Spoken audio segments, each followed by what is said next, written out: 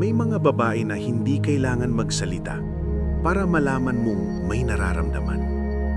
Hindi nila kailangan umamin dahil minsan ang katahimikan nila mismo ang sumisigaw. Pero paano mo nga ba malalaman kung totoo ang gusto niya sa'yo? At hindi lang dahil bored, curious o gusto lang mapansin. Sa panahong puro laro at pakiramdaman, ang karunungan ng isang lalaki ay nakikita sa paraan ng kanyang panunood, hindi paghahabol.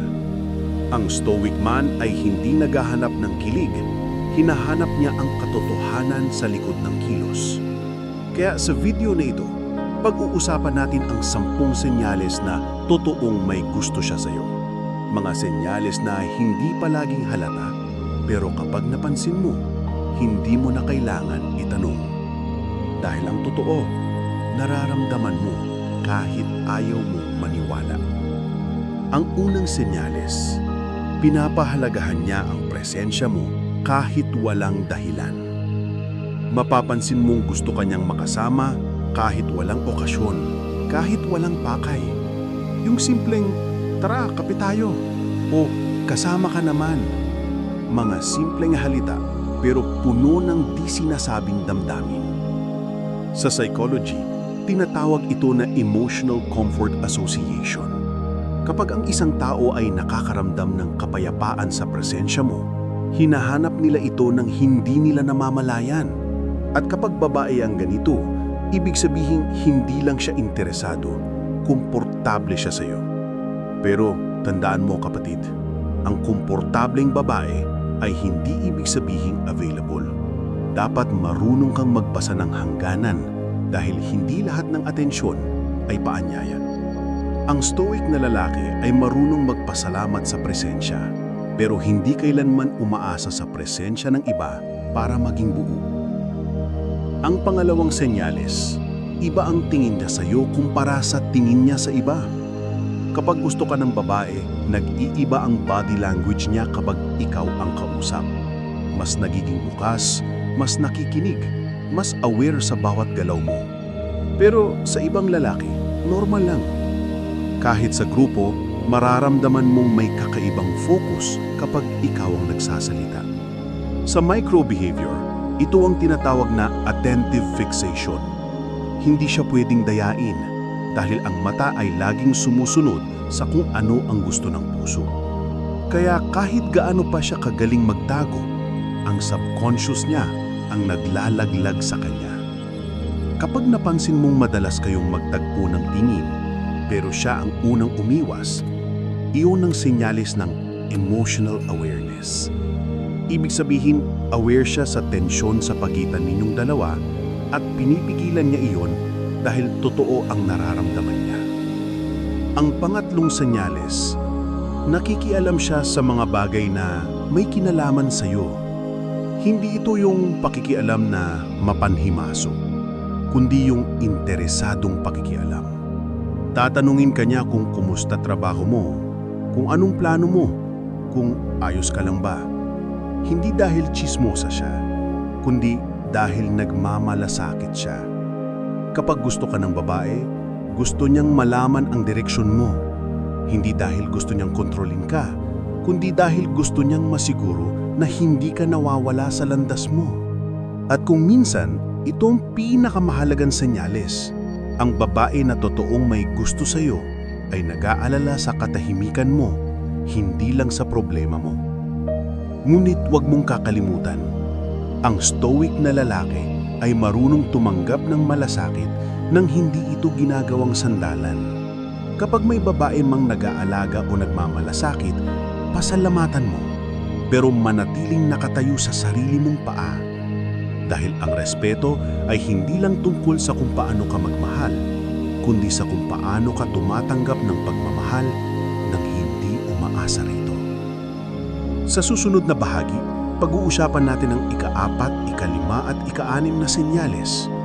Mga palatandaang mas mahirap itago dahil dito na lumalabas ang emosyon na hindi niya kayang kontrolin. Minsan, sa paraan niya ng pananahimik o paglayo, doon mo makikita kung gaano siya katotoo. Ang ika-4 na senyales, Ramdam mo ang paggalang niya sa iyo kahit walang sinasabi. Hindi lahat ng babae na may gusto ay laging expressive. Ang iba, pinapakita ito sa paraan ng pagrespeto. Hindi siya basta nagbibiro ng bastos, hindi rin siya nagpapakita ng ugaling nakakababa sa iyo. Sa halip, pinipili niyang maging maayos dahil ayaw niyang mawalan ng dignidad sa harap mo. Ito ang madalas hindi napapansin ng karamihan. Akala ng iba, kapag hindi malandi o masyadong reserved, walang interes. Pero sa totoo lang, ang respeto ay isa sa pinakamatibayan na anyo ng atraksyon. Kapag gusto ka ng babae, gusto niyang makita mong may halaga siya at gusto rin niyang maramdaman na karapat-dapat ka sa respeto niya. Ang stoic na lalaki ay marunong pahalagahan ito. Hindi niya ginagawang challenge o laro ang kababaang loob ng babae. Nakikita niya ito bilang senyales ng karakter, hindi ng kahinaan. Ang ikalimang senyales, tahimik siyang sumusuporta sa mga ginagawa mo. Hindi niya kailangang mag-comment sa lahat ng post mo. Hindi rin siya palaging nagpaparamdam. Pero mapapansin mong nandyan siya sa bawat tagumpay, sa bawat maliit na hakbang. Parang laging may isang taong nakamasid at tahimik na proud sa iyo.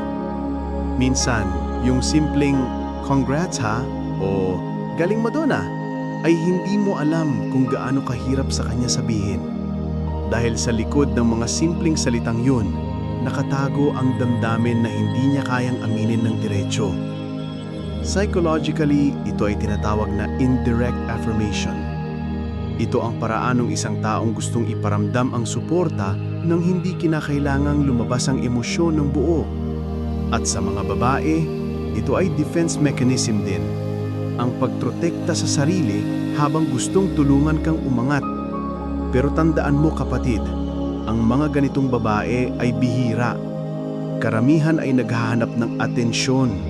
Ang totoo ay nagbibigay ng atensyon ng tahimik. At kung mapapansin mo ito, huwag mong baliwalain. Dahil minsan, yung tahimik na "proud ako sa'yo" ay mas totoo kaysa sa malakas na "mahal kita". Ang ika-anim na senyales, nagiging emosyonal siya kapag may kinalaman ka. Hindi lahat ng babaeng umiiyak ay mahina. Madalas sila yung mga matagal nang pinipigil ang nararamdaman. Kapag may nabanggit kang tungkol sa ibang babae o bigla kang lumayo ng walang paalam, mapapansin mong nagbabago ang tono niya. Mas malamig, mas tahimik, minsan hindi mo maintindihan. Ang tawag dito sa psychology ay emotional displacement. Hindi niya alam kung paano ipahayag ang selos, kaya binabaling niya ito sa katahimikan o sa paglayo. At kung mapanuri kang lalaki, hindi mo kailangang itanong kung bakit. Alam mo na. Pero tandaan mo rin kapatid, ang ganitong emosyon ay hindi lisensya para abusuhin ang nararamdaman ng iba. Kapag alam mong may nararamdaman siya, ang tunay na stoic ay hindi nagmamalaki. Pinoprotektahan niya ang dignidad ng parehong panig. Dahil ang respeto ay hindi lang para sa sarili, kundi para sa taong kayang umamin sa sarili niyang kahinaan ng walang salita. Kaya kapag napansin mong nagiging emosyonal siya, huwag mo siyang iwasan agad. Ngumiti ka lang, iparamdam mong nauunawaan mo siya, pero manatili kang kalmado. Dahil minsan, yung katahimikan mo ang nagbibigay sa kanya ng kapayapaan. Sa mga sandaling yan, tandaan mo, hindi mo kailangan sagutin lahat ng emosyon. Minsan sapat na ang maramdaman niyang ligtas siya sa harap mo kahit hindi mo siya pagmamay-ari. Ang karunungan ng lalaki ay hindi nasusukat sa dami ng babae, kundi sa kakayahang hindi sirain ng babaeng may tiwala sa kanya. Sa susunod na bahagi, pag-uusapan natin ang ika-7, ika-8, ika-9 at ika-10 senyales. Ang mga huling palatandaan na makapagpapatunay kung totoo ba ang gusto niya sa'yo o kung laro lang ng emosyon ang lahat. Dito mo malalaman kung alin ang attraction at alin ang connection. Ang ikapitong senyales. Nagsisimula siyang maging totoo sa harap mo. Kapag gusto ka ng babae, sa una magpapakita siya ng best version ng sarili niya. Maayos magsalita, lagi nakangiti, maingat sa kilos. Pero kapag totoo na, unti-unti niyang ibinababa ang pader. Hindi dahil kampante siya, kundi dahil nagtitiwala siya. Mapapansin mong nagsisimula siyang magkwento ng mga bagay na hindi niya basta sinasabi sa iba. Mga insecurities, mga takot, mga pangarap na hindi pa natutupad. Kapag nangyari ito, huwag mong isipin na simpleng opportunity yun. Ito ay pagpapahintulot. Pinapasok ka niya sa mundo niya at hindi niya yun ginagawa sa kahit sino. Ang stoic na lalaki ay marunong makinig. Hindi niya ginagamit ng kahinaan ng iba para magkaroon ng kontrol. Nakikinig siya ng may respeto dahil alam niyang ang tiwala ay isang bagay na mas mahal pa sa pag-ibig. Ang ikawalong senyales, pinapansin niya ang mga pagbabago sa iyo. Parang mas tahimik ka ngayon Hindi ka nag-post ng ilang araw, okay ka ba? Napansin kong mas seryoso ka lately. Ito ang mga simpleng linya na madalas nating hindi binibigyan ng pansin. Pero sa ilalim nito, may lalim. Ibig sabihin, nakamasid siya sa iyo. At kapag may taong nakakapansin sa mga bagay na hindi napapansin ng iba, hindi lang siya interesado, emotionally invested na siya. Ito rin ang dahilan kung bakit mas nasasaktan siya kapag hindi mo siya napapansin pabalik.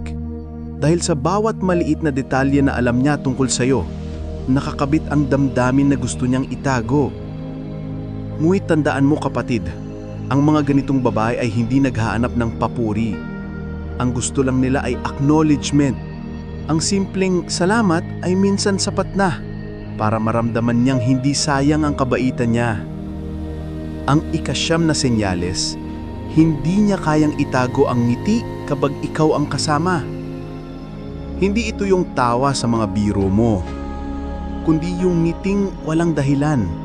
Yung simpleng tingin sa'yo na parang may sinasabi siya pero mas pinili niya ng huwag na lang magsalita. Ganitong ngiti ay hindi basta ligaya, ito ay relief. Dahil sa presensya mo, nakakaramdam siya ng kapayapaan. At ang ganitong klaseng kapayapaan ay hindi mo makikita sa taong ginagaya lang ang damdamin. Sa Stoicism, tinuturo na ang tunay na koneksyon ay yung kalma, hindi lang kilig. Kaya kung napansin mong nagiging natural ang saya niya sa paligid mo, ibig sabihin, hindi mo lang siya napapasaya, pinapakalma mo rin ang loob niya. At ito kapatid ang pinakamalinaw na senyales ng attraction na may lalim. Ngayon, ang ikasampung senyales, kahit tilitin niyang itago, ikaw pa rin ang una niyang iniisip. Mapapansin mo ito sa paraan ng pag-text niya o sa bilis ng sagot niya kapag ikaw ang nag-message. Minsan kahit busy siya, kapag ikaw ang tumawag, nagkakaroon siya bigla ng oras. Pero higit sa lahat, makikita mo ito sa mga desisyon niya. Kung paano kanya isinasama sa mga plano niya o kung paano siya nagiging maingat sa mga salitang baka makasakit sa iyo.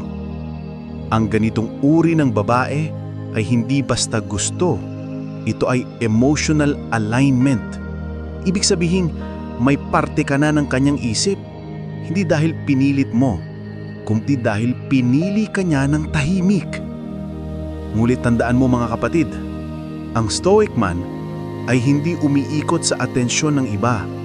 Alam niyang lahat ng damdamin, kahit gaano katindi, ay dapat pagmasdan, hindi agad paniwalaan. Kaya kung nakita mo na ang lahat ng senyales na ito, ang tanong ay hindi kung gusto ka niya. Ang tanong ay, handa ka bang pahalagahan ang ganitong koneksyon? Dahil lang totoo bro, ang babae na may tunay na pagtingin ay hindi laging nagpaparamdam. Pero kapag nawala, ramdam mo ang tahimik na spasyong iniwan niya. Kaya kung nandyan pa siya ngayon, respetuhin mo. Huwag mong gawing laro ang pusong marunong magmahal ng walang ingay. At kung handa ka, iparamdam mo hindi sa salita, kundi sa pagkilos mo bilang lalaking marunong. Ang tunay na lalaki ay hindi hinuhusgahan sa dami ng babaeng nakakausap niya, kundi sa kakayahan niyang hawakan ng emosyon nang hindi ito sinisira.